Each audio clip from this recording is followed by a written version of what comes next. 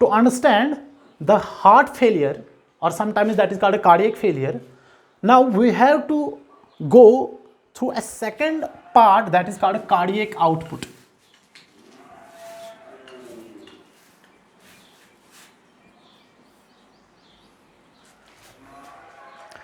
Now what is cardiac output?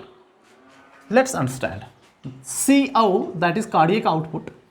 This cardiac output means what is the heart rate and what is stroke volume, they are being multiplied.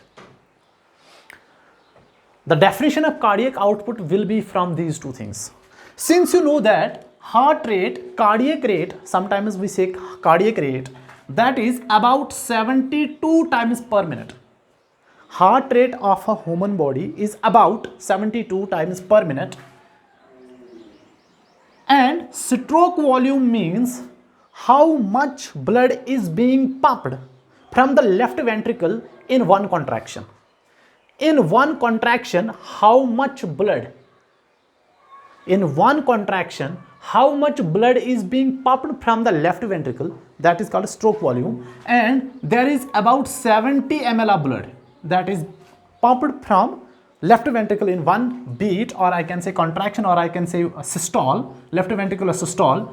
If these are being multiplied, what is the result? Here it is 0, 2, 7, 14, 7, 7, that is 50 ml. It means 5040 ml of blood is being pumped from human left ventricle in 1 minute.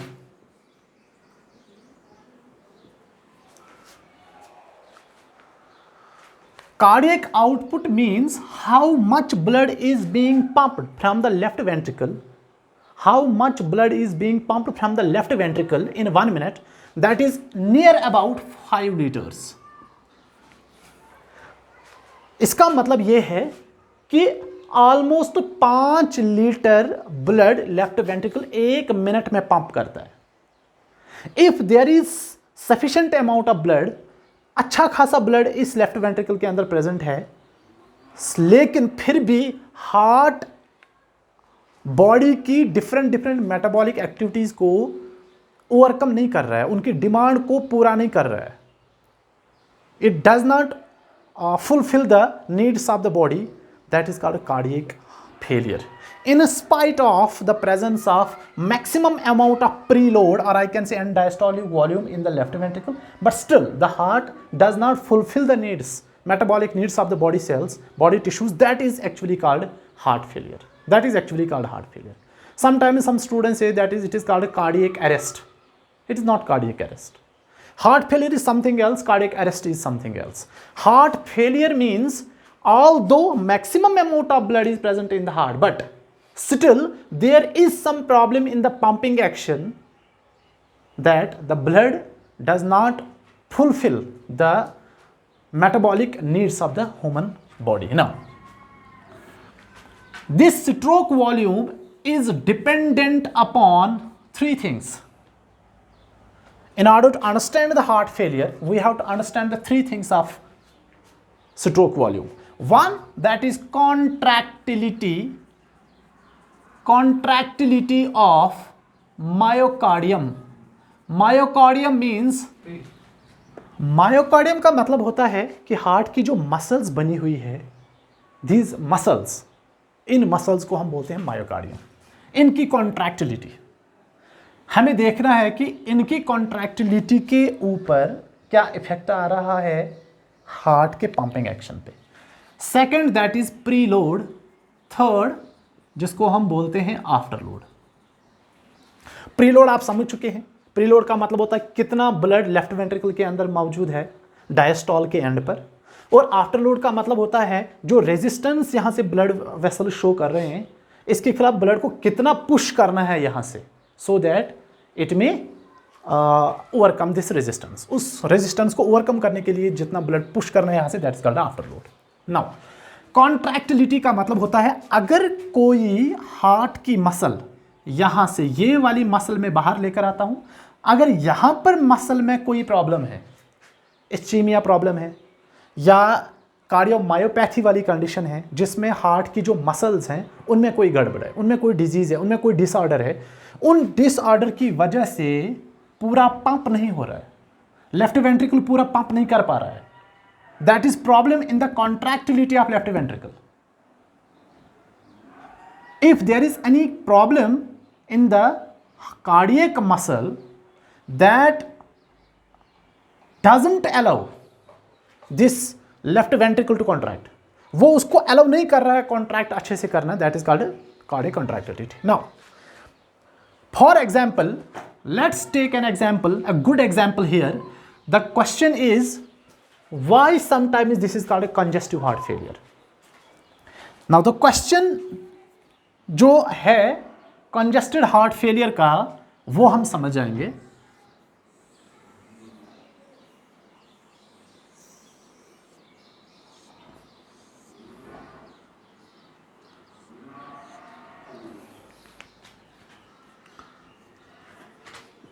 ये left atrium है, ये left ventricle है. अब मानकर चलते हैं contractility की वजह से इस मायोकार्डियल प्रॉब्लम की वजह से पूरा कॉन्ट्रैक्शन नहीं हो रहा है. यहां से जो ब्लड प्रेजेंट है लेफ्ट वेंट्रिकल के अंदर, हाउ मच परसेंटेज, एक कॉन्ट्रैक्शन की वजह से how much percentage of the blood is moving out of this left ventricle towards the aorta, that is called ejection fraction. उसको हम बोलते हैं इजेक्शन फ्रैक्शन. इजेक्शन फ्रैक्शन का मतलब होता है कि लेफ्ट वेंट्रिकल कॉन्ट्रैक्शन करने के बाद एक पुश में, एक कॉन्ट्रैक्शन में, एक सिस्टोल में कितना ब्लड, कितना परसेंटेज ब्लड एओर्टा से बाहर आता है, so that it may reach to different body parts. That ejection, that fraction, उसको हम बोलते हैं इजेक्शन फ्रैक्शन. और ये इजेक्शन फ्रैक्शन नॉर्मली होना चाहिए 50 से 55% नॉर्मली.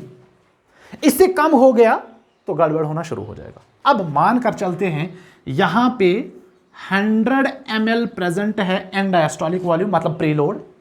कॉन्ट्रैक्शन हो चुकी है और ये ब्लड चला गया है यहां की तरफ. इजेक्शन फ्रैक्शन हम मान कर चलते हैं 50-55% नहीं है, ये सिर्फ 30% है. इसका क्या मतलब है? इसका 30% का मतलब होता है 30 ml ब्लड बाहर गया है, 70 ml ब्लड इसी में रहे. अब ये जो 70 ml इसमें रहा है ये प्रॉब्लमैटिक है. Why problematic? बिकॉज जो ब्लड यहां से आ रहा है सेकंड टर्म में, सेकंड फेज में, जो दूसरा ब्लड यहां पे आ रहा है ये ऑलरेडी फिल्ड है. ये ऑलरेडी फिल्ड होने की वजह से lot of blood will return back. Return back का मतलब होता है जो लंग्स की तरफ से अभी ब्लड आ चुका था, लंग्स की तरफ से जो ब्लड ऑक्सीजनेटेड फॉर्म में आ चुका था, ये लंग्स की तरफ वापस जाना शुरू करेगा. वाई? बिकॉज ये ऑलरेडी फिल्ड है. इजेक्शन फ्रैक्शन होना चाहिए था नॉर्मल, वो नॉर्मल नहीं है. उस चीज़ की वजह से इजेक्शन फ्रैक्शन बहुत कम है, उसकी वजह से एंड डायस्टोलिक वॉल्यूम यहाँ पे बहुत ज़्यादा रहा. और जो नया ब्लड यहाँ पे नई साइकिल की वजह से आ चुका है उसको थोड़ा सा फिल करने के बाद वापस बैक फ्लो होना पड़ेगा, बिकॉज ऑलरेडी फिल्ड है. अब ये वापस बैक फ्लो करेगा, it will move back towards the lungs. And when the blood goes back inside the lungs, what happens? Inside the lung the blood gets accumulated. ये जमा होना शुरू हो जाएगा and it may lead to edema, swelling, सूजना, जिसमें fluid जमा हो जाएगा. स्वेलिंग आनी शुरू हो जाएगी. अब स्वेलिंग आने के बाद क्या होगा? स्वेलिंग आने के बाद ये जो लंग है इसको हम देखते हैं,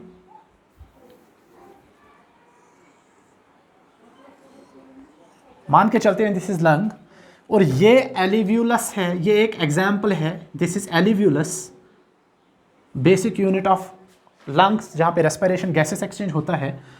मान कर चलते हैं यहां से ये ब्लड वापस आ चुका है, यहां जमा हो चुका है.